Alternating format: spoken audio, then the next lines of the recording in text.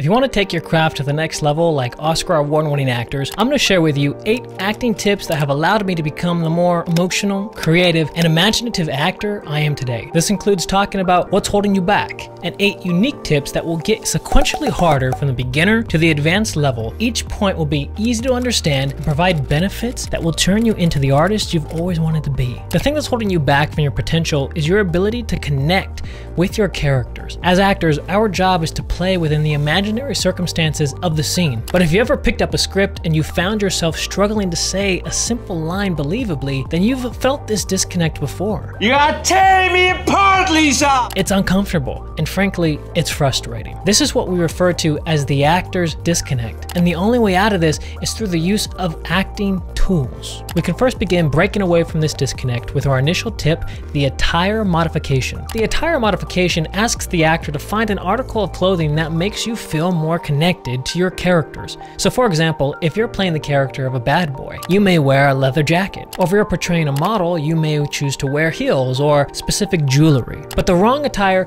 can make you feel out of place or disconnected from your characters. Just look at some of these actors and see how the clothing that they wear makes you have a different feeling with each character. This is what House of Dragon star Ewan Mitchell had to say about the matter. Costume designer respectively, you know, their work combined really does encourage you to abandon who you are, and you know, as soon as that wig and eye patch goes on, as soon as the costume goes on, you just kind of, you know, you catch a glimpse of yourself in the mirror and you don't recognize yourself. It's liberating. Now the second point will give you a quick stream of emotion without the use of excessive emotional tear. Think about it as a low input flow of energy to achieve a high output result. This is called the emotional music interval. If you've ever gone to the gym and put on a high energy song to inspire your workout, or if you've heard a sad song while driving on the radio and then it brought emotions and feelings about a past relationship, then you've already experienced the emotional music interval before. So how it works is by first deciding what is the necessary emotion needed from you in the scene, then finding a corresponding song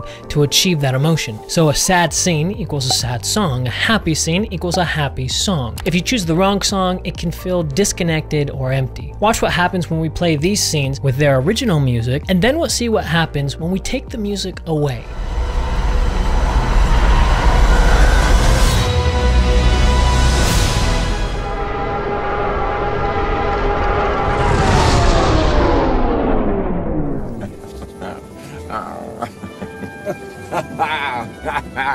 You'll have to get used to Dr. Malcolm.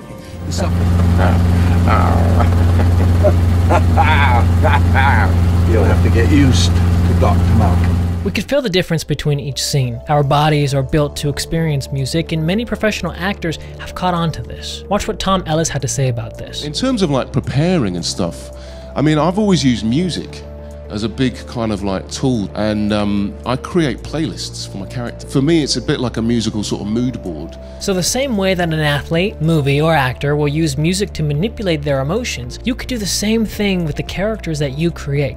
The next point on this scale requires a little more work, but it's very achievable. This comes to a process of what we call mining the text. As actors, we are detectives of literature. We find the nuances in language that the everyday person would typically miss. So in order to effectively mine the text, we'll use these 3 effective tools that have allowed me to book auditions and expand on the characters that I've played before. So the first part of mining the text requires finding the facts within the scenes. Without the facts, the scene becomes a wash of bland, uninteresting moments, and it can create a false representation of the characters we portray. Here's a quick cheat sheet of points to look for. Who are you in relation to the other characters? Where are you? Where did you just come from? What is your occupation? These, plus the many points on here, is what I look for. Feel free to take a screenshot and save it for your reference. The second part of mining the text requires finding your most important line in the scene. Take a look at these one-liners that have withstood the test of time. Oh, it's alive!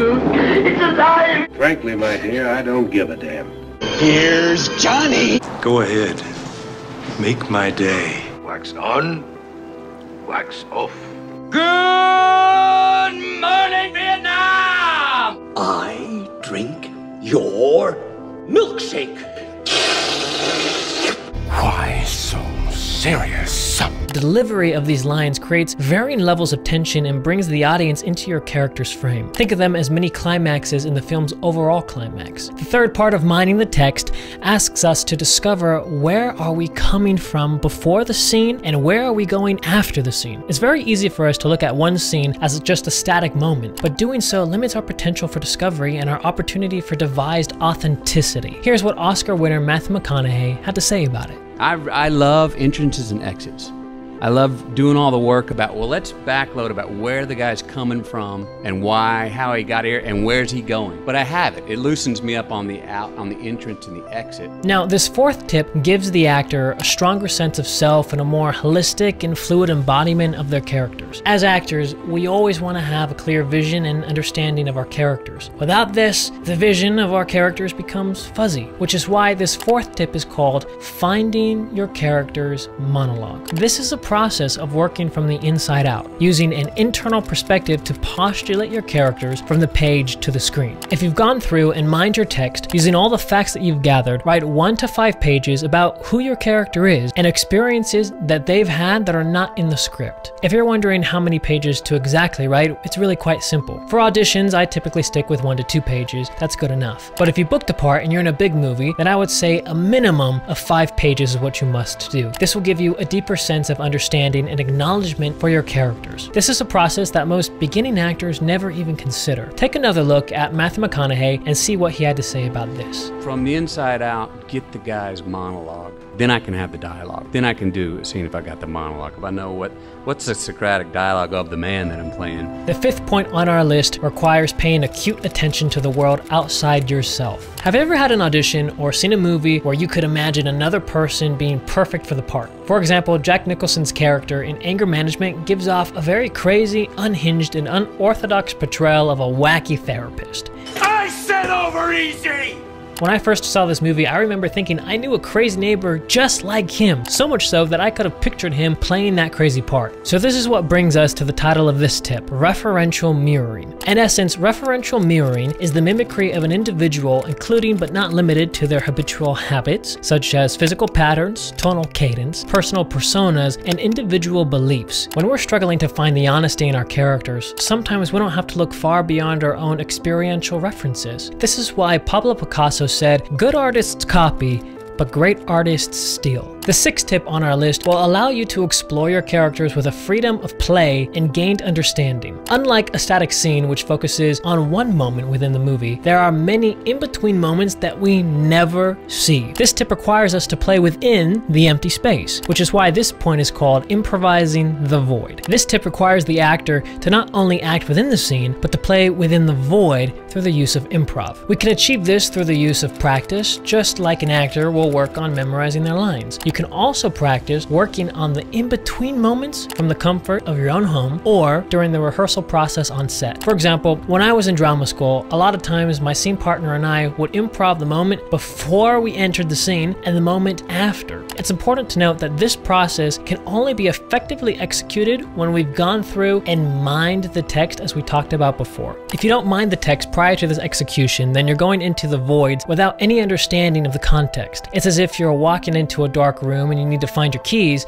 Mining the text turns the lights on. Our next point dives into the conscious mind of the character as we traverse through an inside-out approach into the character's psyche and goals. This is through a complete process called the 3 wants. If you've been to any beginning acting class, then you've probably heard of the first want, which is, what does your character want in this scene? It's an important question to ask, because depending if your character wants to ask for a promotion, or to convince their crush to go out with them, or they simply want to order a cheeseburger. Knowing your character's exact want will navigate the way in which you approach the scene. But this is only the surface level. We have 2 more levels of wants. The next want consists of knowing your character's overall want for the entire film. Because even if your character has the first want of, say, ordering a cheeseburger, if their second want is either world domination or world peace, either want will have a trickle-down effect on your first want and your character's behaviors. The last and third want is discovering how you want to make the other actor feel. Do you want them to feel hurt, loved, betrayed, or indifferent. Each one births a unique approach which we can see and hear on the screen. It's typically not hard for actors to find the first one, but incorporating all three wants simultaneously is when spontaneous creativity can escape the caverns of mediocrity. The final tip on our list is an exercise that, when achieved successfully and practiced daily, can postulate a realm of deep understanding for oneself and their scholastic journey of their emotional instrument. It's through a very particular practice called the Cookbook Method. The Cookbook Method requires the actor to obtain the hold of a cookbook, as it will be our guiding text. Now, you're probably asking yourself, why not use literature from one of our great writers? We have Shakespeare, Chekhov, August Wilson, and many more to choose from. Why not use these great works of art? Because they are great. You see, a cookbook is nothing more than a list of facts. There's no emotion, no dialogue, no guided build-up, and no poetic melody. It's simple, it's boring, and it's perfect. Because if we can get good at manipulating our emotions to transgress the page